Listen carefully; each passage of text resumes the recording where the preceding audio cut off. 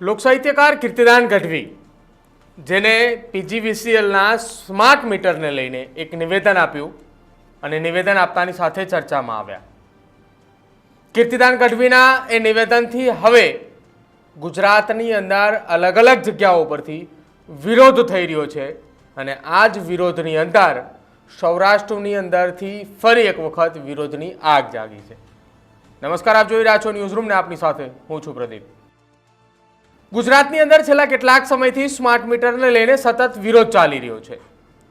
આ વિરોધની વચ્ચે આ વિરોધ ઓછો કરવા માટે ક્યાંક પીજીવીસીએલે કીર્તિદાન ગઢવી પાસે એક વિડીયો બનાવરાવ્યો અને એ જ વિડીયો કીર્તિદાન ગઢવીએ બનાવતાની સાથે વિવાદની વચ્ચે ઘેરાયા હોય તેવું લાગ્યું છે. કીર્તિદાન ગઢવી એ પીજીવીસીએલના સ્માર્ટ મીટરને લઈને વિડીયો બનાવ્યા બાદ સતત વિવાદમાં આવ્યા અને વિવાદની શરૂઆત સુરતથી થઈ અને ત્યારબાદ એ સૌરાષ્ટ્રના ગ્રામ્ય વિસ્તારની અંદર પણ પહોંચી અને હવે રાજકોટ ખાતે પૂર્વ ધારાસભ્ય ઇન્દ્રનીલ રાજગુરુ દ્વારા આખા આ મામલે વિરોધ કરાયો. ઇન્દ્રનીલ રાજગુરુએ એક પત્રકાર પરિષદ દરમિયાન કીર્તિદાન ગઢવી સામે આક્ષેપો કરતા કહ્યું કે લોક સાહિત્યકારનું કામ એ લોકોની અંદર જાગૃતતા લાવવા માટેનું છે અને આ કહેતાની સાથે જ કીર્તિદાન ગઢવીએ જે પીજીવીસીએલના સ્માર્ટ મીટરને સંદર્ભે જે વિડીયો બનાવ્યો હતો, સ્માર્ટ મીટરના સંદર્ભે જેમને જેમ વાત કરી હતી તેને લઈને વિરોધ કરવામાં આવ્યો. પહેલા ઇન્દ્રનીલ રાજગુરુએ શું કહ્યું એ સાંભળી લો. પીજીવીસીએલની મેં મુલાકાત લીધી મને જાણવા મળ્યું કે ગુજરાતમાં પીજીવીસીએલ દ્વારા સ્માર્ટ મીટરનું લોન્ચિંગ થઈ ગયું છે. આના વિશે અબૂધ માણસો એવી અફવા ફેલાવે છે કે તમને આમ નુકસાન થશે, આમ નુકસાન થશે. પણ એક જાગૃત નાગરિક તરીકે તમને કહું છું કે સ્માર્ટ મીટર આપણા બધા માટે આપણા હિતમાં છે. એમાં જરાય ગફલતમાં રહેશો નહીં, કોઈ પણ ખોટી અફવાઓથી દૂર રહેજો. અને સ્માર્ટ મીટર તમારા મોબાઈલથી પણ કનેક્ટ છે. મોબાઈલ સ્માર્ટ થઈ ગયો, તમે સ્માર્ટ થઈ ગયા, દુનિયા આખી સ્માર્ટ થઈ ગઈ, તો આપણું મીટર કેમ સાદું રહેવું જોઈએ. એટલા માટે તમને કરબદ્ધ પ્રાર્થના કરું છું કે તમે જાગૃત નાગરિક તરીકેની ફરજ બજાવો અને સ્માર્ટ મીટર અપનાવો.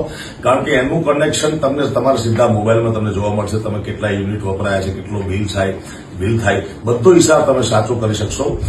માટે તમને કરબદ્ધ પ્રાર્થના છે કે ખોટી અફવાઓથી દૂર રહીએ અને સ્માર્ટ મીટર અપનાવીએ. ધન્યવાદ.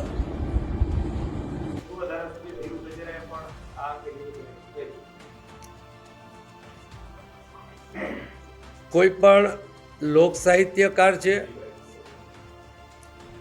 એની ફરજ લોક જાગૃતિની હોય છે અને કીર્તિદાનભાઈએ જે મીટરની વાત કરી છે એ મીટરને બરોબર સમજીને લોક સાહિત્યકાર તરીકે લોક જાગૃતિનું કામ કર્યું હોય, જેમ એક જાહેર જીવનનો વ્યક્તિ હોય, કોઈ પત્રકાર હોય કે આવા લોક સાહિત્યકાર હોય, એમને લોકોને જાગૃત કરવાનું કામ કર્યું હોય એવું સમજી અને કર્યું હોય તો એ આવકાર્ય છે. પરંતુ આવું લોક જાગૃતિનું કામ જેમ ધીરુભાઈએ કહ્યું છે એમ